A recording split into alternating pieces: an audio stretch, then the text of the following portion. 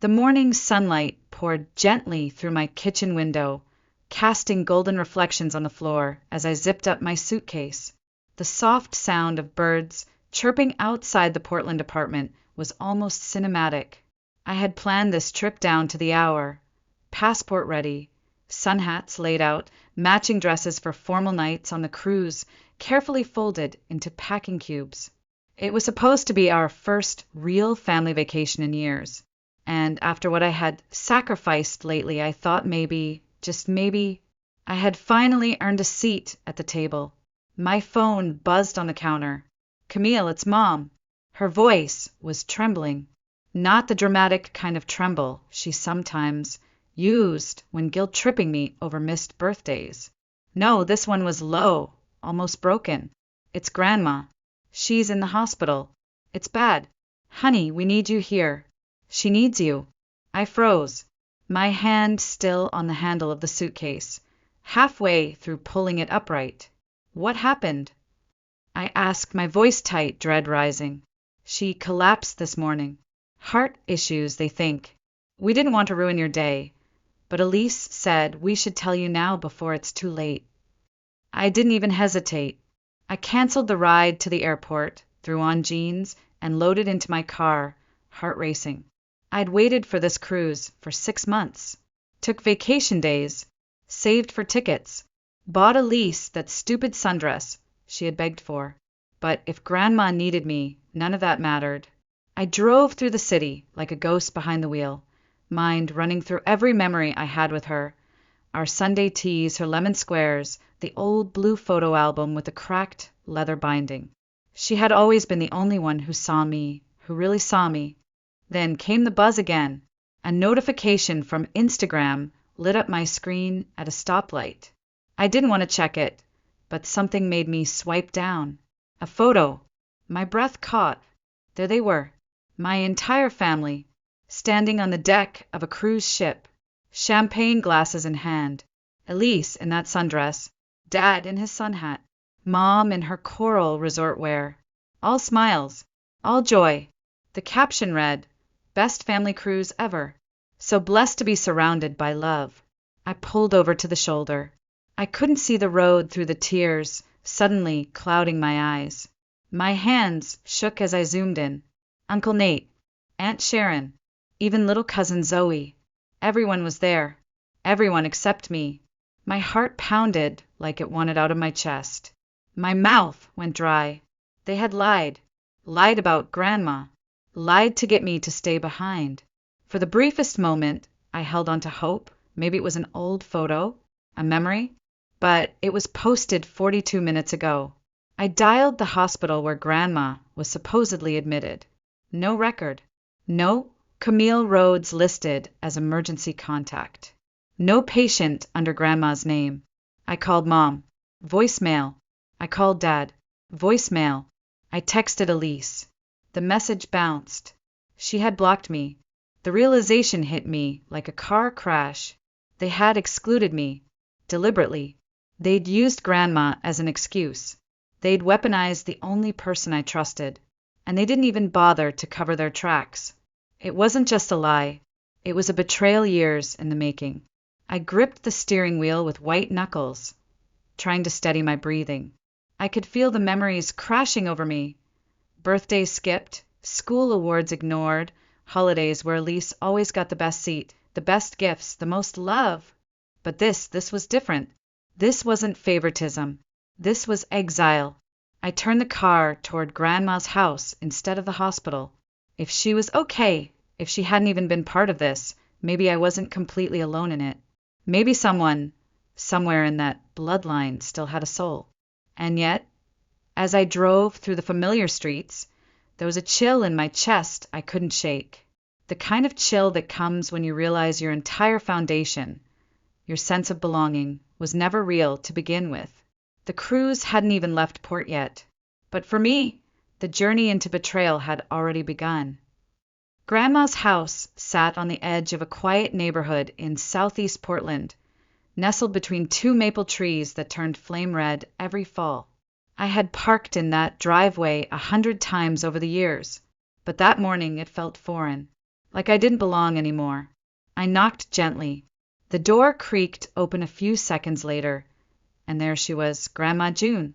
Not in a hospital gown, not hooked to machines, not pale or breathless, but standing, fully dressed in her floral housecoat and slippers, holding a mug of chamomile tea. "Camille!" She blinked, surprised. "Sweetheart, what's wrong?" I stared at her, my voice caught somewhere between disbelief and heartbreak. She looked so normal, so okay. I wanted to hug her and scream at the same time. She saw my face and set her mug down instantly. "Come in. Sit. Tell me what's happened." The scent of her lavender perfume wrapped around me as she pulled me into a hug. And just like that, I broke. I sobbed into her shoulder like I hadn't done since I was 12. And when we sat down on the worn sofa she'd had since before I was born, I told her everything. About the cruise, the call, the Instagram post, the empty hospital, Elise blocking me, my parents' silence. When I finished, she sat in stunned silence. Her hands trembled slightly around her teacup. Then her expression changed, sorrow faded, and something firmer took its place. Anger. Quiet, seething anger. "Your mother called me last week," she said slowly, her voice tight. "She asked me to pretend I was sick. Told me it was just a little white lie, just to help Elise relax during the trip. I said no. I thought she'd drop the whole idea, but I had no idea they'd actually go through with it. I wiped at my eyes. They used you. They knew I'd drop everything for you." She looked at me, her jaw tense. "Because you always do." That sentence settled between us like a verdict. I glanced around the living room. On the mantel were photos of Elise's graduation, Elise's wedding, Elise's Paris trip. None of me. I hadn't noticed before. Now I couldn't unsee it. "They never wanted me there," I whispered. "They didn't even bother with an excuse that made sense. They just assumed I'd stay behind like always. And I did." Grandma reached for my hand. Her grip was firm. "Camille, you've always been the responsible one, the helper. You took care of me. You worked 2 jobs through college. You visit every week. But they don't reward responsibility. They reward performance. Elise knows how to play them. You've been too good, too honest for your own good." I let out a bitter laugh. "And they're too selfish to see it." She looked down. "I gave them money for that cruise, Camille, $15,000. I told them it was to bring the family together." I froze. "Wait, you gave them money? For everyone to go?" She nodded, then paused, her mouth a tight line. "I didn't realize until now they never bought your ticket. I think they used your share to upgrade Elisa's suite. Maybe pay for those spa excursions." I saw Patricia showing off some luxury itinerary she didn't use to afford. The words sank into my stomach like stones. "You know what hurts the most," I said quietly. "They didn't even need an excuse. They could have just said, 'We don't want you there.' But instead they used you." Grandma didn't speak. She stood up and walked to a small cabinet by the hallway. From a drawer, she pulled out a thick, worn folder and placed it on the coffee table. "I didn't plan to show you this yet," she said softly, "but you deserve to know what I've been watching and documenting." Inside were pages, receipts, old emails, handwritten notes, and photocopies. Dozens of them. At first, I didn't understand, but then I saw the pattern. Each document outlined how my parents had favored Elise for years, financially, emotionally, even legally. College tuition payments, dance scholarships in Elisa's name using Grandma's address, summer programs, loans forgiven, surprise gifts. Meanwhile, I remembered being told, "We can't help you right now, money's tight." But money was never tight. They just chose where it went. I looked at Grandma. Her eyes were wet, but her voice didn't waver. "You're not imagining it, Camille. You never were." The folder sat heavy in my lap, as if it contained not just documents, but the weight of years I'd tried to explain away. Every time I had been called too sensitive, or overreacting, or told, Elise just needs more support right now. The truth was now staring at me in black and white ink. There were records of tuition checks sent directly to Elise's college, one of the most expensive private art schools in New York, while I remembered staying up till 2 a.m. every night working the late shift at a bookstore to cover my own community college fees. There was a receipt for a custom wedding dress, $8,000, labeled gift from family. There were even wire transfers into her joint account with her husband, labeled for home purchase support. And beneath it all, my name. On nothing. You kept all of this? I asked, voice barely a whisper. Grandma nodded. I wasn't sure at first, but over the years I saw the pattern. I kept hoping it would even out, that your parents would come around. But this cruise, this was different. This was intentional exclusion. I leaned back, eyes still scanning a typed email from my mother to Elise. Camille will believe anything if we say it's for Grandma. Just don't post too early. Something in me broke, and something else hardened. I opened my phone and clicked on Elise's post. Her smiling face, their champagne glasses, the ocean glinting behind them. My fingers hovered above the screen, then typed. Funny how being lied to about my grandmother being hospitalized just so my family could exclude me from a vacation somehow makes me the problem. Attached was a screenshot of the cruise photo with the timestamp. Even funnier how the cruise was paid for with money that was supposed to include me. I hit post. It was immediate. The comments rolled in. Old friends, extended cousins, former teachers. Wait, what? Camille, I always suspected something was off. You were always the one holding everyone together. My inbox exploded with private messages. Cousins shared their own stories. How Elise never showed up unless there were gifts. How I was always the one bringing pies to Thanksgiving, watching the little ones, cleaning up after everyone. One even wrote, You're the glue. They used you because they could. Then the call came. Dad. I stared at the screen, then answered. Take that post down. Now. His voice was low, controlled. That terrifying calm before the storm. No, I said, standing up as if he could see me. You lied. You used Grandma as bait. And now everyone knows. There was a pause. Then, You're embarrassing this family. I almost laughed. No, Dad. You embarrassed this family when you excluded your daughter and used her inheritance to pamper the one you actually care about. The silence was thick. Then he said it. Cold. Measured. A threat wrapped in concern. You don't know what you're playing with, Camille. You have no idea what we've protected you from. We've kept things from you, yes, but for a reason. If you keep going down this road, you'll regret it. You're not the only one who can tell stories. My throat clenched. What was he talking about? What could they possibly be hiding that would make them this afraid? I didn't answer. I just hung up. And then my phone rang again. Grandma. Did he call? She asked. He said they were protecting me, I replied.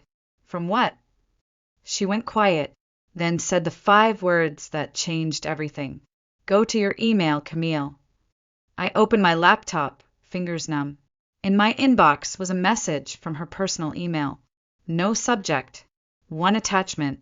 A scanned trust document. I read the first line, then again. My pulse pounded.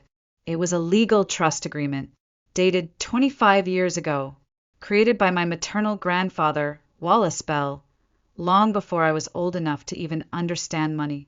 The contents made my vision blur. It stated that all grandchildren were to receive an equal portion of a $2.1 million trust, payable upon their 30th birthdays. My 30th birthday was 4 months away, and then the second attachment, bank statements, dozens, year after year. Every withdrawal was in my mother's name, sometimes co-signed by her brother, my uncle, Thomas Bell, the trustee. Not just Elise's tuition, not just her wedding, but spa trips, renovations, Elise's honeymoon in Santorini, all paid from my portion. I closed the laptop slowly. They hadn't just lied to me. They had been stealing from me since I was 3 years old. The folder on my lap felt heavier than paper. It felt like proof. Proof that I wasn't crazy. That all those years I had questioned myself, wondering if maybe I was just too sensitive, too bitter, too dramatic, were years I should have trusted my gut. The truth was never in my head. It had been buried under spreadsheets and signed checks all along. Grandma sat quietly beside me as I flipped through page after page. Each document was like a wound being reopened. A tuition check for Elise's private college, $72,000. A receipt for a custom wedding dress, $8,400. Notes from my mother asking Uncle Thomas to process another withdrawal from Camille's side. No shame, no pretense. All the while I had worked 2 jobs and lived on boxed pasta. I didn't even realize I was crying until Grandma reached for my hand. Her fingers were warm and steady, but her eyes were cold steel. "They didn't just take money," I whispered. "They took my dignity." I stood up and walked to the window. The backyard was quiet, sunlight spilling across the grass. I should have felt peace, but inside I was shaking, not from fear, but from something else. Something sharper. Rage. I picked up my phone, opened Elise's cruise post, stared at her smiling face in that sundress I had helped her pick out. I typed, "Funny how being lied to about my grandmother being hospitalized just so my family could exclude me from a vacation somehow makes me the problem. Even funnier how the cruise was paid for with money meant to include me." I posted it. No filter. No looking back. The response was immediate. Within minutes, my phone was buzzing nonstop. Old high school friends, extended family, coworkers. Comments poured in. "This is awful. I always thought something was off. You were the one who held that family together. Camille, you deserved better." Then my screen lit up again. "Dad," I answered. His voice was cold, clipped, the same tone he used in boardrooms. "Take it down. No, you're embarrassing this family. You did that when you lied about Grandma being sick. When you spent my inheritance on Elise's honeymoon." Silence. Then came the threat, thinly veiled in fatherly concern. "You don't know everything, Camille. We've kept things from you, protected you. You start this war, you won't like how it ends." I closed my eyes. My grip on the phone tightened. "Are you threatening me?" His voice dropped. "I'm warning you. You're not the only one who can tell stories." He hung up. The quiet that followed was deafening. I stood still, the air around me frozen. Then my phone buzzed again. "Uncle Thomas." I answered without hesitation. His voice was strained, almost panicked. "Camille, I've gone through the trust logs. Your parents, they've been moving money. Offshore accounts. Under Elise's name." My stomach dropped. "They're planning to run." He confirmed what I already feared. The cruise was a test run. They had used it to see if their passports would trigger any flags. They were liquidating fast. Then came another ping. A message from Elise. "I know what you're doing. You've always been jealous of me, trying to ruin everything like always. But you're too late. By the time you figure it out, we'll be gone, and you'll have nothing." I stared at the screen. Not a single word of regret. No apology. Just arrogance and poison. I forwarded it to Uncle Thomas. He called again. "That's it. We need to move. I've contacted the family attorney. But your grandmother, Camille, she did something." I turned to Grandma. She was already holding her phone. "They're at the company right now," she said calmly. "Your father is cleaning out his office. Security just called me." "Can they stop him?" I asked, already halfway to the door. "Better," she said. "I've contacted the FBI. Financial Crimes Division. They're on their way." I stopped cold. "You what?" She looked up, her expression steady. "I filed the paperwork this morning. Transferred my controlling shares of the company to you. Camille, you're the majority shareholder now." The words barely registered. "They don't know yet?" "No," she said softly. "And that's our advantage." I grabbed my bag, my keys, my folder of evidence, and ran. As I pulled out of the driveway, another message came in. This time from Mom. You ungrateful child. After all we've done for you, you'll regret this. I read it once, then deleted it, because for the first time in my life, I didn't feel like the one who had something to lose. This time it was them, and they had no idea what was coming. Downtown Portland was unusually quiet that morning, as if the city itself sensed what was coming. The air felt heavy, like the silence before a storm. I pulled into the underground garage of Rhodes Development Corporation, my family's company, gripping the steering wheel like it might steady the war that had begun to rage inside me. I was no longer the forgotten daughter, the helper in the shadows. Not today. Today, I was the majority shareholder, and they didn't know that yet. I stepped into the lobby just as the elevator doors ahead opened. My father emerged, carrying a banker's box stuffed with folders, framed photos, and a sleek black nameplate that read Gregory Rhodes, CO. My mother followed behind, sunglasses covering half her face, even though we were indoors. Elise trailed them both, looking over her shoulder as if checking for ghosts. They all froze when they saw me. My father's eyes narrowed. My mother went pale. Elise's mouth fell slightly open. What are you doing here? My father demanded, trying to reassert that old authority that once kept me quiet. You're not supposed to be here. I didn't answer right away. Instead, I took out my phone and pulled up the ownership transfer document, signed, notarized, timestamped. I held it up, the screen facing them. As of 9:01 a.m. this morning, I said calmly, I am the controlling shareholder of Rhodes Corporation, and as the new majority owner, I have some very serious questions about what's in those boxes.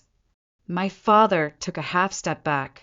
My mother reached out, as if to stop him. Elise whispered something, but her voice cracked and vanished.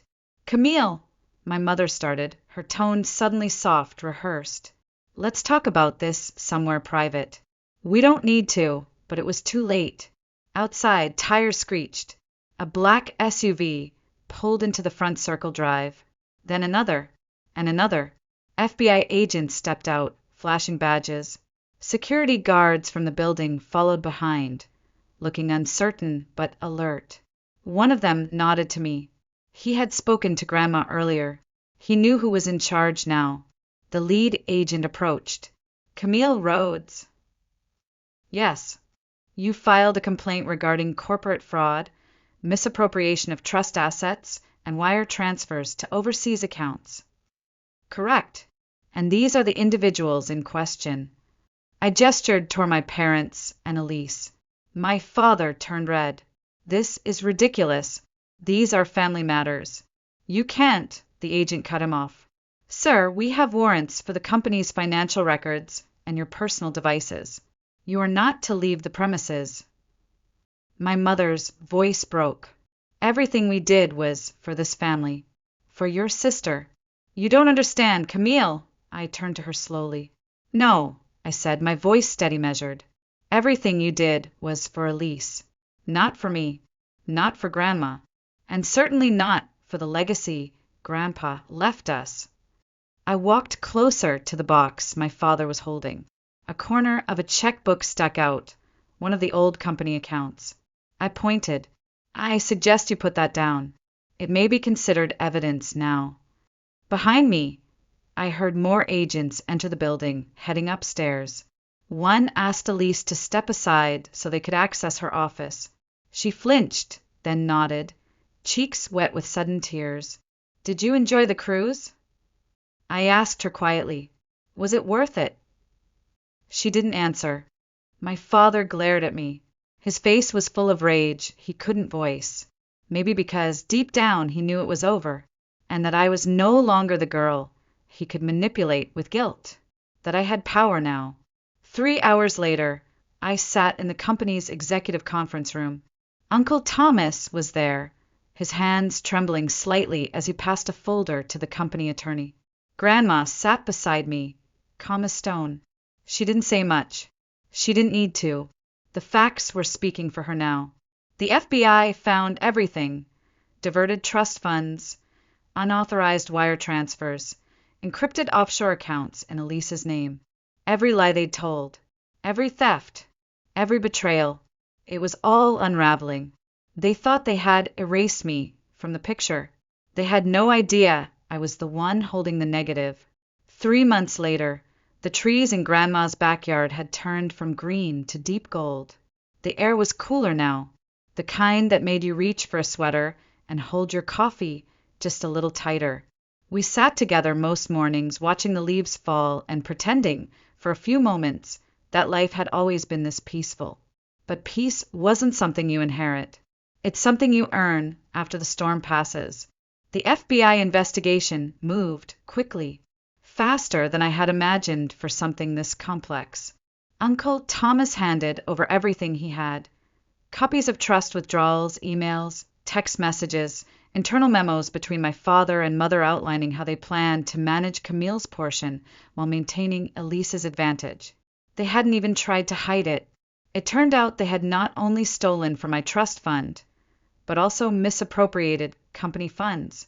The auditors found over $1.3 million in fraudulent expenses billed to Rhodes Corporation, renovations for Elise's condo, first-class vacations, jewelry, even private tutoring for her future children. Children she didn't even have yet. When confronted, my father tried to blame it all on me. She's bitter. She's unstable. She's fabricating these stories to punish us. But the documents told the truth he couldn't rewrite. He was indicted on multiple counts of wire fraud, tax evasion, and breach of fiduciary duty. My mother faced accessory charges for helping transfer funds into disguised accounts. Her lawyer tried to argue she was merely acting out of love. The judge disagreed. Elise, to everyone's surprise, made a deal. She offered full cooperation with the investigation, turned over her devices, and even recorded phone calls with my mother confirming the money was stolen. In exchange, she was granted immunity. She moved to Minnesota to start over, alone. Before she left, she sent me a long email, a full-page apology. I was the favorite and I knew it, but I didn't know how much it cost you. I read it once, then archived it. Some things need more than words. Some wounds don't close with an email.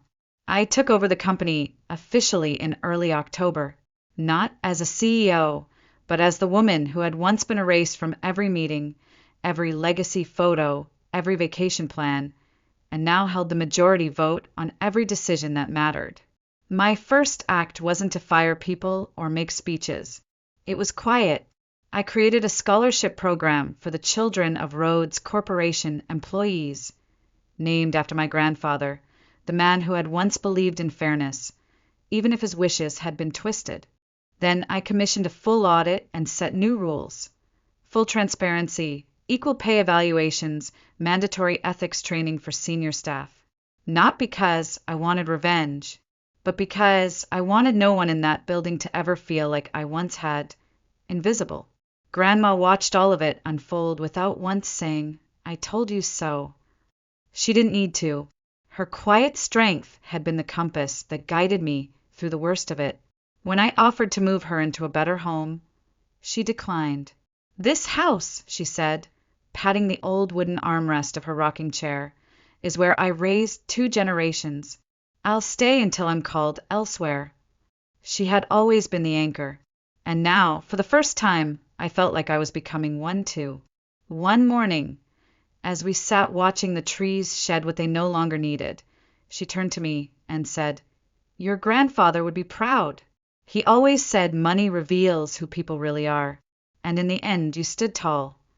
I nodded, quiet for a long while. Then I said, "I never wanted the money, or the company, or the power. I just wanted to be treated like I mattered." She smiled gently. "And now you are, by the only person who ever needed to see it." I looked at her, confused. "Who?" She reached out and tapped my chest. "You. That cruise they took without me? It wasn't the vacation of a lifetime. It was the beginning of the end for them, and the beginning of everything for me." I still have the suitcase I packed for that cruise. It's up in the closet now, untouched. I never unpacked it, not really. It serves as a reminder that sometimes the trip you thought you were taking is not the one life had planned for you. I never got the vacation I dreamed of, but I got something far better. Peace. Not the kind that comes with silence, but the kind that comes with truth, with standing up for yourself, with drawing a line in the sand and saying, no more. My parents were sentenced last month. My father took a plea deal, 10 years in federal prison, with no chance of running another company for the rest of his life.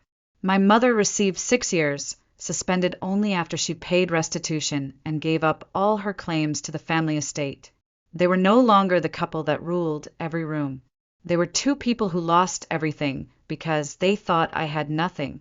Elise now works at a nonprofit in Minneapolis. I hear she lives in a one-bedroom apartment and takes the bus to work. I don't take joy in that. Not really. But I do take comfort in knowing she now lives in a world where merit matters more than favoritism, where you can't steal someone's place at the table and expect applause. I get asked sometimes by old friends, distant relatives, if I regret going public. If I ever wished I had stayed quiet, avoided the confrontation, kept the peace. But peace built on silence isn't peace at all. It's control. And I've lived under control long enough. I never got to sit on that cruise ship deck, drink champagne, laugh with people who loved me. But now, most mornings, I sit on Grandma's porch with a warm mug in hand, and I don't feel alone anymore. I feel seen. That little girl who used to wonder why her sister always got more, finally got her answer. And it wasn't because she was unworthy. It was because the people around her never knew how to value what didn't shine for show. Now I shine anyway, on my own terms. If you're listening to this, and you've ever been the forgotten one, the strong one, the one who was told to keep giving because that's just who you are, I want you to hear me clearly. You are not hard to love. You are not selfish for protecting your heart. And you are not wrong for walking away from the people who taught you to disappear. Sometimes the most radical act of revenge is not becoming like the people who broke you. It's becoming more.